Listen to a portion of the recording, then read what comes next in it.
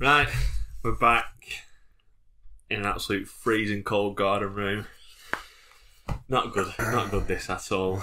We were going to get a guest on, but it's freezing for a start. We don't want them feeling cold, and we don't really want anyone to talk about Saturday, do we? No one wants to. No one wants to talk about Saturday. It's hard enough for us to talk about it. Another shocking performance, wasn't it? Unfortunately. Yeah, and it's becoming one of them, like the away games where we get battered, are becoming harder and harder to defend. Yeah, definitely. Right, I think. I mean, a lot of Rovers fans' patience is small to begin with, anyway. Yeah. But to have just obviously people are getting annoyed that JDT using the term project quite a lot, and people are getting a bit bored of that. But with games like Saturday, it just makes it even harder for anyone to try and stick up for him or stick up for the players. Yeah, I think conceding so early, I think we reacted quite well, really. The football we played in the first half weren't too bad, and you could argue that we probably could have created more, but the chances we did create, we should have put away. Yeah. There was the Dak header, Hedges were through 1-on-1 after that nice team move, and then there was another chance where we did fall to... Dak plays it through to Gallagher in his first touch. Yeah, so... I say it bounces off him, that's just his first touch in general. You've got to put those chances away, haven't you? I mean, if you look at the expected goals from the 4 goals, it's probably not as big as Hedges' chance. No. So we realistically should be going in at half time 3-0 up, 3-1 up. I mean, they've scored 2 screamers from outside the box. Yeah. I think a goal straight from a corner. Yeah. And then the fourth one that goes in off the post. So I mean, it's becoming a recurring theme, and everyone keeps pointing out if we go a goal behind, we don't come back, we don't get a point, we don't win. Why is that? Why don't we have a scruff of the neck player to drag us through and get a point, or not even turning around and win, but just to get an equaliser, and we don't have that player. A lot of people have been saying it's a lack of character throughout the team, a lack of they're just I was going to say a lack of spine, but they're just spineless, Yeah. I'm not sure about that. I mean, I think that comes with how young the team is. I think we definitely weren't saying that at the start of the season when they got off to such a good start, and they were putting really dogged and determined performances in like the game at home to West Brom, where they showed fight in difficult conditions to hold on to that. So yeah. But at the same time, you would like to see more fight from them. So well, it's we didn't have a yellow card on Saturday. Yeah. 4-0 down. Is no one upset? Is no one pissed off? I don't want people to go around and get sent off because of the fuming that they're getting beat, but you'd expect one just bad tackle because you're pissed off at your own performance, pissed off at the team's performance. Yeah. There's nothing like that at all. It's we beat 4-0 and well played.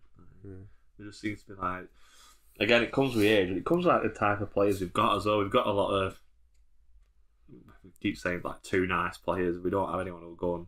Since Travis has got the captain's armband, he won't go do that either. So I don't know what it... I mean, the players that we've been linked with in the transfer window that we'll talk about after, they've got a bit of that, but I mean, it depends if we get them in now, doesn't it? Yeah. I think the only one that looks to be a done deal is the goalkeeper signing. I can't remember his name off the top of my head now. Nicotia Hyken. Nicotia Hyken, yeah. I think that's how you pronounce it. Which is considering the stage we're at in the transfer window now, it's a bit disappointing that that's the only deal that seems to have been done. I don't know, there's others in the pipeline. Put a bid in for Pretorius. I mean, whether that will get done is it's still up in the air, and we've lost out on Gelhardt. I don't know if he's been announced by Wigan yet, but it's looking like he's going to sign for Wigan. Yeah. I just think we need I don't want a bit more nastiness, but just people that they don't seem bothered that they're getting battered away from home. Yeah. Like, it's alright celebrating when you win, but I just want them to show some sort of emotion when you get. I don't mind if you go out and put it all on the line and get beat 1-0. Yeah. But when you're getting absolutely battered, there's no excuse for what happened on Saturday at all. Like 4-0 is a shocking result against anyone in that league, but against bottom of the league. Yeah, especially with the nature of the 4-0 as well, because we like totally dominated the ball. I think we had something ridiculous like 70% possession, didn't we? Yeah. And to end up losing 4-0, it's just not acceptable. We're crying out for a centre forward, aren't we? Yeah. We're desperate for one. Yeah, now centre forward. We keep saying don't we, Jokeres? Yeah. But yeah, like there's just been too many away performances like that where we seem to have dominated possession. I mean, there's like the away games now that you look at on paper and you're like, it feels like we dropped points. So like Wigan and Coventry and Cardiff. Maybe. I bet all them games we had majority of possession. Yeah. Probably majority of shots as well, but just not creating enough clear-cut chances to win you a game. Yeah, it's very frustrating. But like, it almost puts a dampener on this weekend coming, because obviously before the Rotherham game we were talking that these next 4 games are all winnable and we should be looking at 9 to 12 points over this next month. And now you think after that 4-0 loss that I'll take a draw against Bristol City when you shouldn't be looking at it like that. I know they got a good win at the weekend, but we should be looking at the teams down there thinking, we should be beating them. Yeah. No, it makes it definitely makes it difficult going into this Saturday. We're really not in the best of form. And like I said, Bristol City got that win on Saturday, so. But I know they're not having the best of season, but I think they'll fancy the chances against us. In the current kind of situation. Yeah. Would you bring anyone in, drop anyone for Bristol City's game? I think Mark Andy has to start. Yeah. It's not working up front, so we need to try something new. Yeah. I think so as well. I mean, so that midfielder, he keeps chopping and changing, doesn't he? And I think he's open for something to catch his eye that he'll stick with. But I think his hands are tied behind his back because he doesn't seem to be able to drop Tyler Morton. So the formation he wants to play, there's only one position up for grabs, and he has to rotate 3 or 4 players in that position, whether it be Buckley, Travis, Wharton, Smodic. Whereas if he was able to drop Morton, then you could maybe do 2 and 2 every week and keep changing it up. But that's not an option at the minute. But Mark Andy and hopefully Diaz is back. He can come in for Vale. I don't think Vale play well on Saturday. Mark Andy can come in for Gallagher and keep Dak up front. I think Scott Warren will come back in for Hyam now that he's injured. 4 weeks out, isn't it? That's not good. No. I think what I saw, he's definitely been my player of the season so far, and saw on Twitter yesterday a lot of people saying best player, worst player, most underwhelming, stuff like that. Yeah. And I think Hyam was pretty much everyone's best player. Best player so far, definitely. So well, I mean it's a big blow, but Diaz coming back in. I mean we're going to get onto the situation with him in a bit.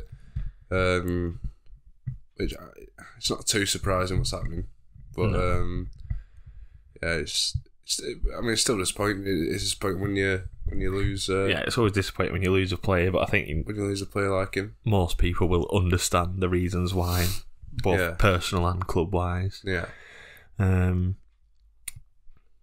I mean, I don't think Smodic is back. He might be in the squad on Saturday, but I can't see him getting in at the first 11.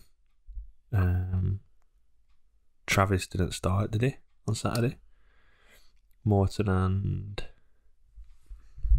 Let me check this.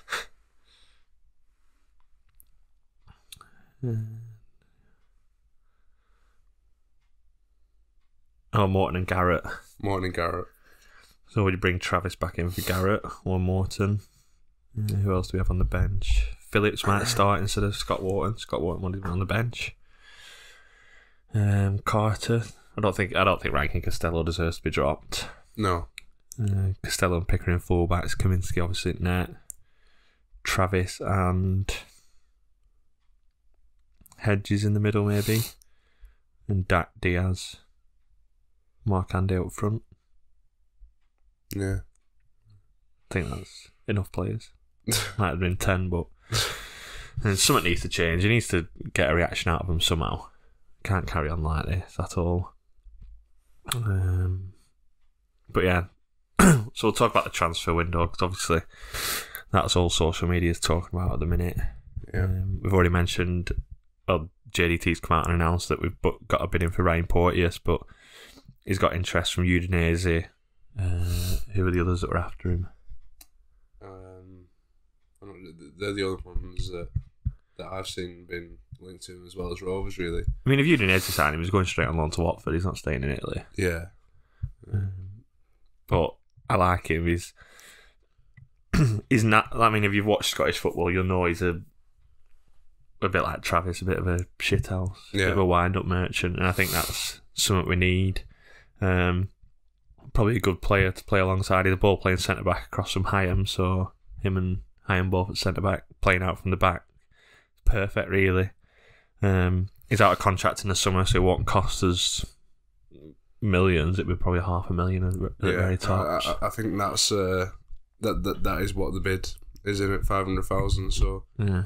And like you say, like ball playing centre back. A lot of people have criticised JDT for playing out from the back, particularly after Saturday. I feel like it's getting more and more of a argument against him. Otherwise, keep like sticking with playing out from the back. Well, we're saying like you've got to have the players to do it. Well, give him the players to do it. Give him the tools, and let's see how it works. Let him bring those players in, and hopefully he turns out to be one of those players. Yeah. I mean, he can play in defensive mid. He played defensive mid at the weekend for Hibs. I think they'll keep him for probably another week. They've got Hearts on Sunday, so yeah. I don't think one of the main players will leave just before a big game like that. I don't think they'll want that. Yes. I don't think he'll want to either. He'll want to play. He'll want to play in the Edinburgh Derby before he goes. He won't want to miss out on that to play at Bristol City away. We've been linked with that Dennis Undav as well on loan from Brighton. Yeah, it's looking like that's gonna get done. I've not really heard much about him since he joined Brighton. He's always scored goals wherever he's been though. So yeah. Looking at his Wikipedia. I mean, really with our kind of like problems in front of goal, we could do with all the help we can get, and hopefully we can get that over the line. Yeah, sounds I think encouraging. He's more of a. I'd be more favoured towards him over Gelhardt just because he's been to other places and scored goals. Whereas like Gelhardt, he's been playing in the academy at Leeds and a couple of first team appearances, but nothing. Whereas he's actually played like men's football and scored goals. The Gelhardt one's a tricky one. I mean, we've already had it this season with Morton where there must be an agreement in place where he has to play a majority of games. Wigan can offer him that. I don't think we can. We can't offer Gelhardt to play every game or the majority of games. No. Where I think Wigan, down at the bottom, desperate for goals, I think they can offer him to start and play every game, and I think that's why. And he came through Wigan's academy, so obviously knows the place and probably knows from the staff there, so he's going to pick that over coming to Blackburn. I don't think it's a massive. People are like obviously fuming like, oh, we can't attract players that Wigan can or whatever, but I mean, it's not just picking between Wigan or Blackburn. That's not the choice, is it? The choice is how many minutes he's going to play. Does he know the place? Was he comfortable at the place? Obviously, coming through the academy, he's going to know a lot of things about it. So, but yeah, I'm not going to go on about how petty Rovers fans are on social media. We said before, Nikita Harkins more or less signed now. Should be announced today. Yeah. New goalkeeper. I think that's Kaminsky leaving. No, I don't think so. I think what we're more likely to see is Pers moving on. If anything, I mean, he's in the last 18 months of his contract, so just moved into the last 18 months. So I mean, he's won 2 league titles in a row, played in the Europa Conference League, did well in the conference. I think they get to the quarterfinals or semi-finals last year, Bordeaux Glimt. I know they'd had that mad result where they beat Roma 6-0. Not getting knocked out by Leicester in the end. I think they might have done. But, I mean, that's like... That is not coming to sit on the bench, surely. Well... Europa League football or the bench in the Championship? I don't think he's coming to leaving. I hope it's not. I hope it's not. Who knows? Maybe, maybe he's like just as good as Kaminsky, if not better. Maybe it remains to be seen. How old is Kaminsky now? Is he 30? Yeah, I think so. He is. And as a goalkeeper, he's still got 6-7 years left, hasn't he? Yeah. But I just think, there might be some speculation around him already. I know Spurs are crying out for a goalkeeper. Yeah. They watch Lloris's mistakes. Yeah. The one last night I don't think is so bad because the deflection makes it difficult for him, but the one in the North London derby on Sunday, it's an absolute howler, isn't it? And he's always got that. I think he's always had one of them in him. Yeah. He's never been like a reliable goalkeeper. You think he's not going to make a mistake. Yeah. In a game like that, like obviously Tottenham going into that massive underdog twice on top of the league,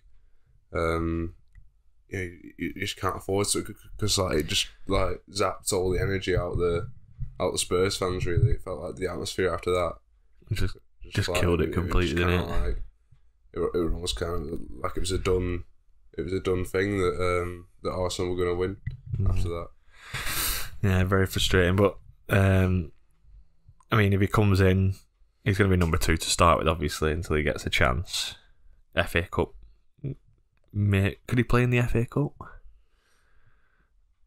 I know you can't play in the same, like if you've played for someone else, but I don't know if it's like if you join halfway through, can you play in the FA Cup? I think you can. Yeah. Is it only like cup side if you've played in the FA Cup for someone else? Yeah, I think that's how it works. I think it's only if you played for someone else in the FA Cup. Right, okay. I feel a bit sorry for Pers, really. I mean, he's never going to be number 1 at Rovers, but he's always been a decent number 2 for us. Yeah. He's put in a few solid performances in the cup games this season. So yeah, harsh, but I mean, I think if the signing of how do you say his name again? Nikita Harkin. I think if the signing of Harkin does get confirmed, he does join us, then I think that kind of spells the end for him. Yeah. At Rovers, unfortunately. Yeah. And then obviously the big news that we've had this week: Diaz leaving to go to Villarreal on a pre-contract. Yeah. What are your thoughts on that? When you first see it, you're like, oh my god. But you kind of take a step back and you're like, well, if he was going to sign a contract, you feel like he would have done it by now. So you can't be too surprised that it's happened. I think Villarreal's an interesting choice for him. Interesting choice, though, particularly when most of the noise has been surrounding like Premier League clubs like West Ham and Everton and Leeds. So yeah, and it was always going to be the risk when Venky's like in the last few months of sticking with this 15 million price tag. Yeah, and like those Premier League clubs that we've just mentioned only wanted to pay 10, and you knew like from that point that, well, if they're not going to meet it, this is probably the way it's going to end up, because however much you'd like him to sign a new contract, it's it's more out of hope than realism. I think that. Yeah. So yeah, but I mean, if it does turn out to be the case, I mean, I saw yesterday in JDT's press conference that that he was asked about like Diaz's baby being born and stuff like that, and he said it's good that his baby's been born whilst he's here because he'll have like a Rovers connection or like new signing in 20 years time, Brereton Diaz Jr. Yeah, and like just like JDT saying whilst he's here, I'm just like. Yeah, I mean, he's going to go in. He's not going to sign a new contract anytime soon. No. He's either going now or he's going in summer. So, I think I'd like to see us. It's a weird one, isn't it? Do you let him go now and then like take 8 million, which is probably going to be like 4 million by the time Forest get their add-ons and Brereton gets his add-ons and stuff? Do you take that or do you keep him to the summer and just try and get playoffs? Because without him, I don't think we've got a chance. I think for 4 million, I don't think it's really worth it. No. I think if people want to criticise, the club for not selling him, then they have to look at how they've stuck with the 15 million price tag, and like they can't really criticise the club for not selling him in a situation like that where it's only a few million. Well, it would have been criticism if they'd accepted 6 million. Yeah, people would have been like, "Oh my god, you're cheap." Hindsight's a wonderful thing as well. If Rovers do manage to get into the playoffs, everyone will be saying, "Oh, what a great decision it were to hold on to Brereton," and if we don't, and people say, "Oh, bloody ocean," so tough decisions to make, aren't they? But I feel like we made the right decision, really. Yeah. So if Villarreal said, "We'll give you 8 million and have him tomorrow," would you let him go? If we could have him back on loan for the rest of the season, yeah, but they're not going to do that because it's not going to happen. Yeah, I think I'd keep him to end of season. Yeah. Why not? I mean, it's not our money, is it? We're not going to get it back in our pockets. Because although we have been in a bit of a slump recently, and like that cushion we had in the playoffs between like when we're going into World Cup break we were third and it was like there's a bit of a gap. What is it now? We're down to 3 points. Yeah. So the cushion's kind of like evaporating. But all it takes is like a bit of a run, four or five games, and then I still think we've got a good chance at playoffs. Yeah, I do. We're just gotta get out of this rut. Turn our fortunes around and just need one draw. We're in a strong position, I guess. Just need one draw, make people believe it's possible again. It's just getting ridiculous. Like 13 losses, just only Wigan have lost more than us. Yeah. I think I saw a stat the other day where it was like Rovers are the only team to get to 13 wins and 13 losses without drawing a game. Like, champion ever, I think. That's the first team. Yeah, because usually a lot of the draws are like the team that have gone so long without a draw have been like Premier League winning teams that have either won most like 20 games and lost 2. So yeah, I hope he stays. But whatever happens, I think it's a good move for him. Go out to Spain, couple of seasons. I think he'll do well over there. I think it suits his game better than the Prem does. Yeah, definitely. I think he'll be alright out there. I think it's good for his family, obviously. So yeah, I think he'll do well. Yeah. Set for life after a year in Spain as well. Right, so FA Cup tickets are out as well. The Birmingham game, they've got initial allocation of 5,000, maybe expanding to 7 if they sell out. Yeah. Already sold 50% of that. Well, I think with the FA Cup, it's ruled that you have to give 15%, don't you? Yeah. Yeah, so that's 15% of Ewood. I mean, that's 5,000. 5,000, yeah. So, yeah, cheap tickets, I mean, they like to sell 5,000. Birmingham ticket. I think Birmingham will sell 5,000, yeah. I just think because they've got like a big allocation, they'll try and sell it out. It's like very rare that you get an allocation of 7,000 in it.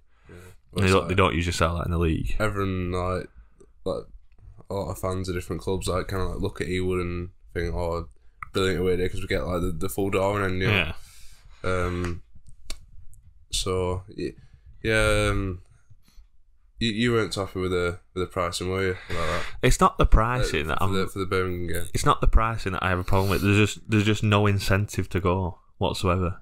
Like there's no. I know like the incentive should be to go and watch Rovers, but there will always be that loyal 3,000 or 4,000 that will always go no matter what. But it's how do you get the other people down? And they just don't think about that at all.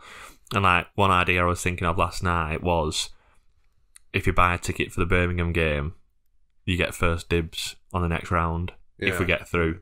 So if you get a Man United, a Tottenham away, you get first dibs on that. Yeah. If you go to the Birmingham game, that's one way of like getting people in, because people might buy a ticket and then not go just because they're guaranteed. I mean, we spoke in the past about, I mean, like with like kids tickets. If you put like all the people that have bought a kids ticket in a hat, and you know pull a few names out, and you get like a kids kit or whatever. So you know, something like that.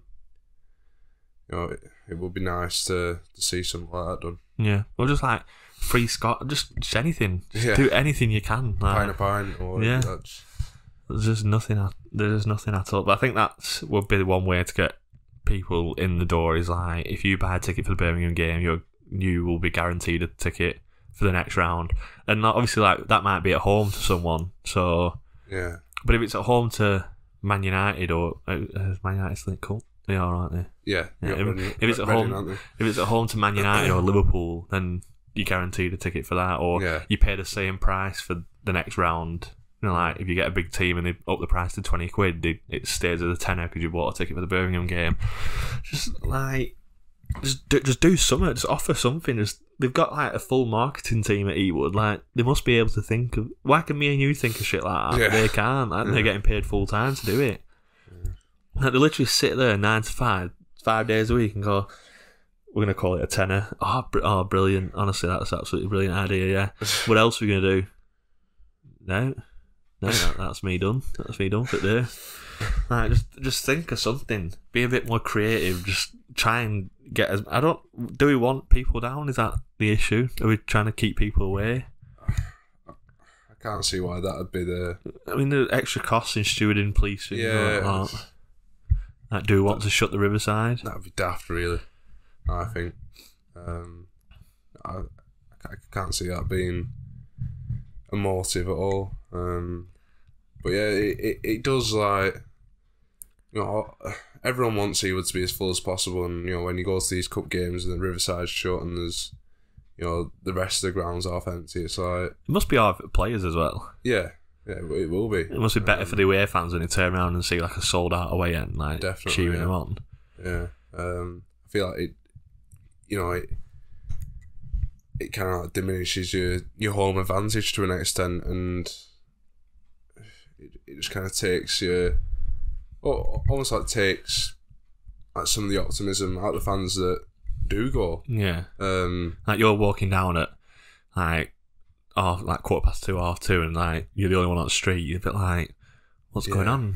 Whereas sometimes I feel like when you're walking down and the pavements are packed and people are spilling out onto the road, walking to the ground, you get a buzz for it, like before you're even out the ground. And it can like build the atmosphere beforehand. It's like, you know, it's like fourth round at Cup, but like, I know it's on the Birmingham home, it's not a glamorous time, but it's still a big... Well, every round in the FA Cup's a big day in the season. I look at the FA Cup as...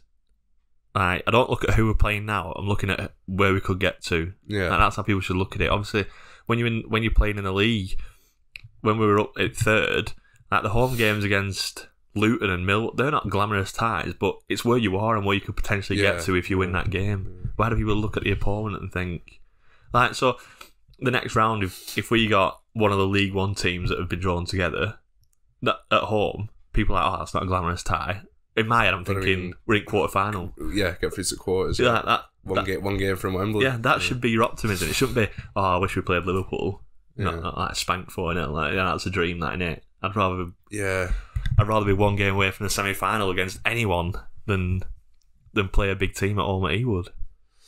Yeah, I know what you mean. I know people enjoy their away journeys and stuff and would love to go and visit a new ground, and that's fair enough, but I'd rather do that in the quarter-final than in the third round. The Championship, I was thinking about the other day, the Championship for like the away days is getting a bit stale, and they're all Lego grounds, aren't they? Yeah, I was looking at the teams that like could come up from League One. I was like, I think Plymouth and Sheff Wednesday are the top two. Plymouth's a trek away. Sheff Wednesday I've been a lot of times. It's something different though, isn't it? Yeah. Have you been to Hillsborough? Yeah, we went first season back in Championship, didn't we? 4-2. Did we win? Yeah, we got beat 4-2. Oh, shock. Yeah, how much do you have to drink that day? I can't remember it. Well, been that many times, haven't you? Been a few times. Yeah, there's that many times we've been and got a bad result against them. Like, I think I only remember one we beat them 3-1 that were good. I think Rhodes scored twice and Conway scored. Yeah. But then there was one where we were 3-1 up going into added time and we drew 3-3 and we missed out on playoffs. It were under Boyer. That were, I think Michael Keane gave ball away twice and he scored that Nuhu, the big lad up front. Oh, right, yeah. He scored twice in added time. I was like, coach on, I was like, because obviously we were fuming at the time. It was me, Pollard, and Matt Owen be like, oh my god, I need to sack him now. Like, can't put up with that. Like 3-1 up, 2 minutes to go, draw 3-3. We're out of the playoffs. And everyone were just like, we're 7th, be patient. Like, no team should be drawing a game where they're winning 3-1 in the 91st minute and like scoring 2 goals against New, who was like bigger than me. Yeah, there is a lot of similar grounds. Like Reading's like built overnight Lego ground. Yeah. Coventry, Hull, Bristol City looks like that now. It used to be alright when we first came down. It was like a historic stadium, but they changed to like a Lego template. Stoke's never a nice ground to go to. The new Cardiff stadium's just the same as Rotherham with blue seats. Huddersfield's freezing. Blackpool's freezing. Wigan's just a horrible away day for us completely. The only one that's like a big away day would probably be Sunderland. Yeah. And I like West Brom. I like the Hawthorns because it's like still a historic ground, but the rest of them are just could put them anywhere in the country and it'd look like that team's home ground. Yeah. We don't have like any sort of identity, I don't think. Right. Championship results. So Bristol City 4, Birmingham 2. 4 losses in a row for Birmingham. Bristol City hit form just in time to play us. Burnley 1, Coventry 0. No comment. Cardiff 1, Wigan 1. 96-minute equaliser for Wigan, which might boost them a little bit. Hull 1, Huddersfield 1. 98-minute equaliser for Hull. Huddersfield are doing quite well now. I said they were relegated, but only 3 points off staying up, and then we're getting to get beat this weekend though, because against Blackpool we've just appointed McCarthy. Mick McCarthy, of all people. I thought that was quite an interesting appointment yesterday. It's just like completely out of the blue, isn't it? Like he's not been linked, and obviously Appleton's only just been sacked, and they've hired someone quite quickly. Yeah, but like Mick McCarthy, just where was his last job? Was he at Ipswich? Yeah. So okay, it's just. I mean, I hope he keeps them up. I want the North West team. Well, the majority of the North West teams to do well still. Luton 2, West Brom 3. West Brom were 2-0 down. So disappointing result for Luton, but a good result for West Brom. We've gone up into the playoffs now. Middlesbrough 1, Millwall 0. Middlesbrough to 4th. Them and West Brom, look where they've come from when we were like 3rd alongside Burnley and Sheffield United and everyone else were miles away. We look where them two have come from to be where they are now. I mean, that just shows what the Championship's like. Preston 0, Norwich 4. Pookie masterclass, but Preston just absolutely awful at home. Yeah. I wasn't surprised. I mean, I suppose 4-0 was the only thing I was surprised, but I thought Norwich were going to win. I mean, Wagner just been appointed and beating the cup, so there's a bit of pressure on him. He had all week to bit of pressure on him. Well, no, but like a bit of pressure on him to get started. Yeah. Like, not like pressure on his job or anything. But, and he had all week between the Rovers and the Preston games to work with the squad. So I wasn't surprised by Norwich winning there. I think 4-0 was maybe a bit of a surprise, but yeah. You expect them to win. Yeah. Reading 2, QPR 2. Reading were 2-0 up, threw it away. QPR down to 12th, considering like how well they were when they've really dropped off, haven't they? Yeah, that's 4 games out of win now for them.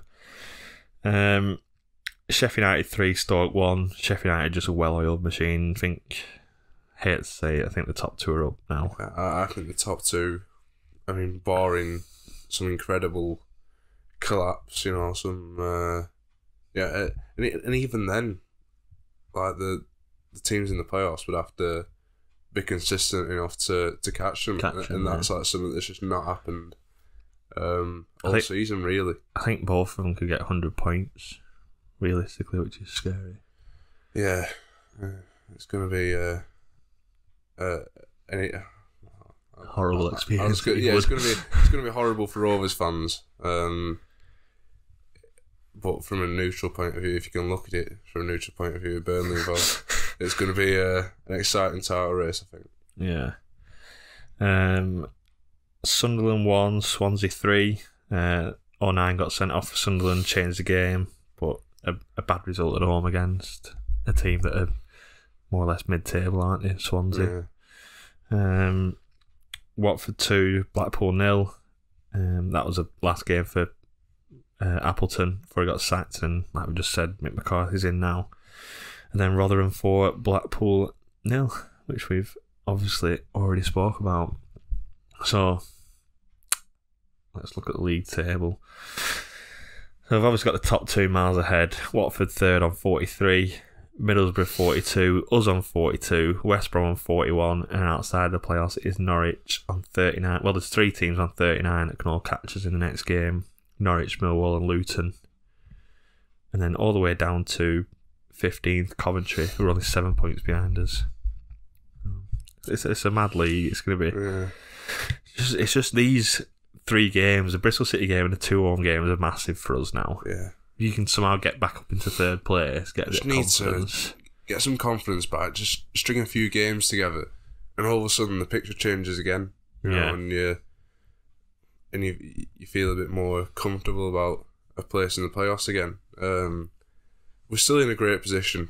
People, after Saturday, it's very, very easily done to get kind of carried away and get like really down in the dumps about it. But you've just got to kind of like try and like take a step back after a game like that, and just like just take like a few deep breaths, like not like let your anger spill over onto the Rovers too, and Twitter, and realise that we're still in a strong position. We've just got to. I remember Mowbray saying this last season, and it never actually happened. Like, he said like we've just got to get to 70 points as quick as possible, and we ended up with like 60 something. No, but like. That really is the case, especially this season when we've already spoke about that. We feel the points total for the playoffs is going to be lower than what it usually is in the past few seasons. So, we need to get to 70 points as quick as possible. And what are we on now? 42. 42. 42 points. So I need 28. You double it, take a few off. I reckon we'll get to like 75. 28, but how many wins? It's 9 wins and a draw, isn't it? Well, it's 33 points to get to 75, so 11 wins out of 19 games. It's doable, isn't it? I think 10 wins will be enough. I mean, yeah, if we can get on a run like with, if we can turn it around, like we said, we want us to do. We've got a few of the bottom teams to play at home, Wigan, Blackpool. They're the games that you need to make sure that you win, and then anything else is a bonus.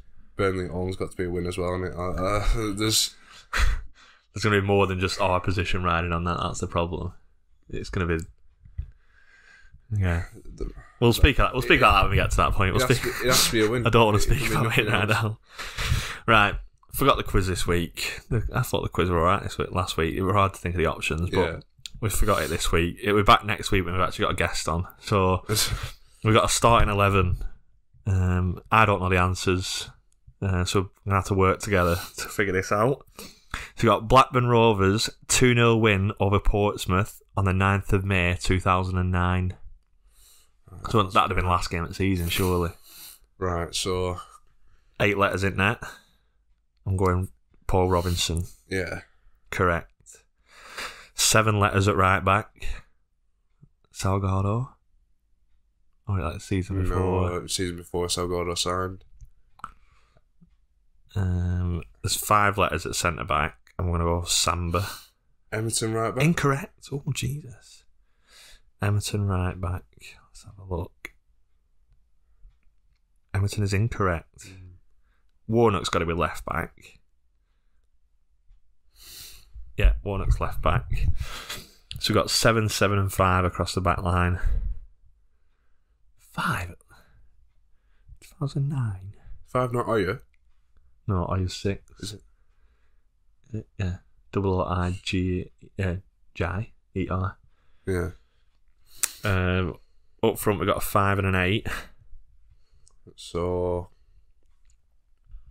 McCarthy up front. Yeah. Yeah. And the 5. Yordi. Yeah, that's his time, innit? Dwight York. 5 letters up front. 2009. What kit are we thinking here? Is it black crown paints one? Yeah. Yeah. The crown paints for like the block sponsor. The black lettering, yeah. 5 up front. Pedersen's got to be on left wing, hasn't he? Yeah. Yeah. 5 letters on right wing.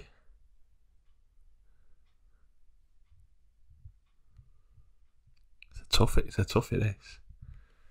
Who's in middle at Park? 6 and 9.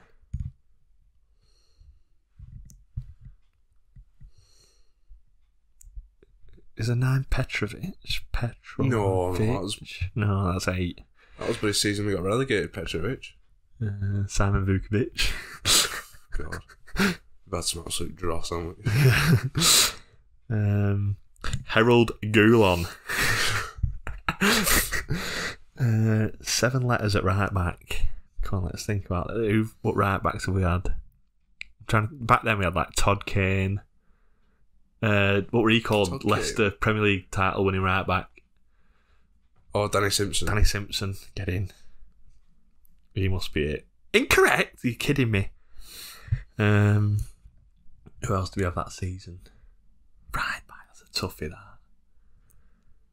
Alright, 7 and 5 at centre back. I think it's because last season you'll probably get like the odd one. Yeah, it's just like dead rubber. Kit man at centre back. Yeah. Who do we have at centre back them years?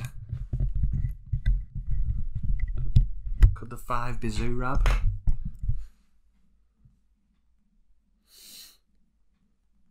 Incorrect. No. Okay, look at this. 9 letters in midfield.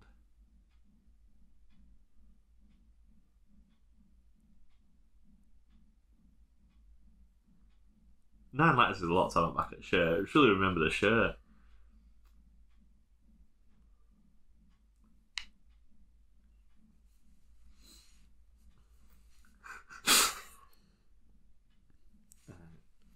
Centre backs. Think. Do we get a clue? No, we don't get a clue. Buzzing.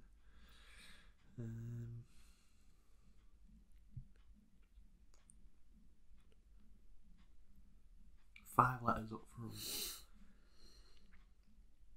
Would have had Roberts, McCarthy, Santa Cruz. Would have been after Santa Cruz, wouldn't it? No. We're not on loan that year. No, that was a couple of seasons later that. He came back on loan, didn't he? 10, 11, I think. Came back on loan. No, shout some names out to me. I've got nothing here.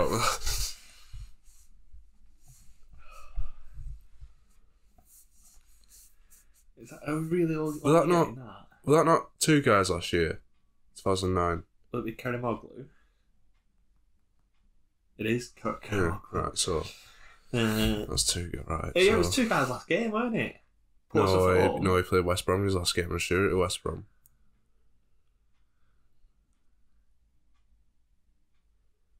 We're at 9-10 his last season. No, it rate 9, but I'm sure it was West Brom he played in his last game. So who would have played alongside? Was it Savage? Incorrect. Oh, it's a stinker, yeah. It's, A centre back with 5 letters. I can only think of Samba. Can't think of anyone else. I'm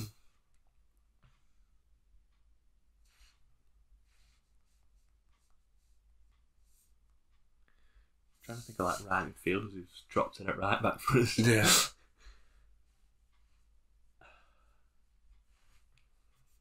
We'll give it another couple of minutes and we'll give up. 5 letters on the right.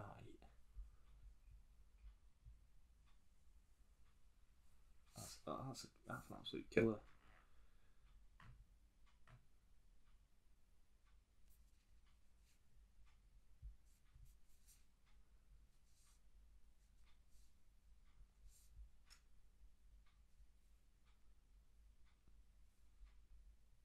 Oh my word. I've got the answers. Do you wanna guess them? Right, so what we're missing? Centre backs, right back. Centre back, one of them spelt wrong. So Alright. it should be 6 letters instead of 7. Nelson. Yeah. They put Nielsen. Big Robbie Nielsen at centre back. Yeah, we'll make it harder for us, isn't it? But he has to be, why don't we? The 5 at centre back.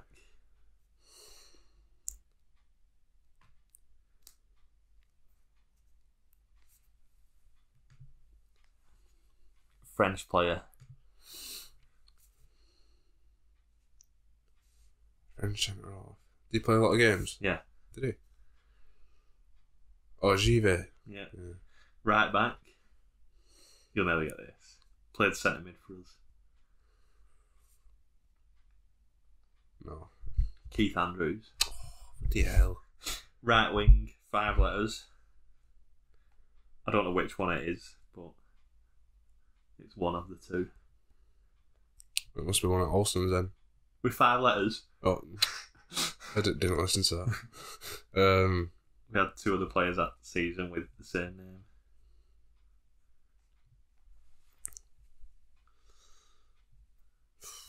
Go on.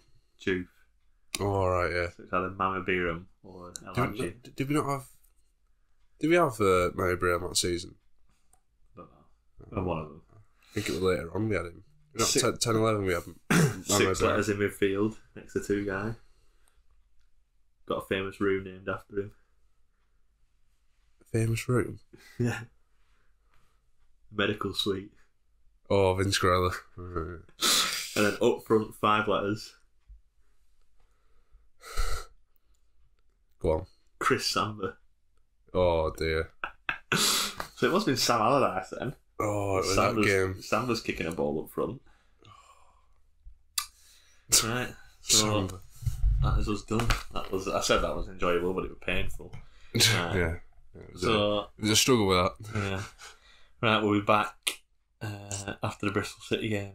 Yeah. Follow us on Twitter. Follow the podcast on whichever providers. Podcast provider Subscribe, you like, choose. comment on YouTube. Yeah. Do And we'll be back next week. Yeah. See you in a bit. See you in a bit.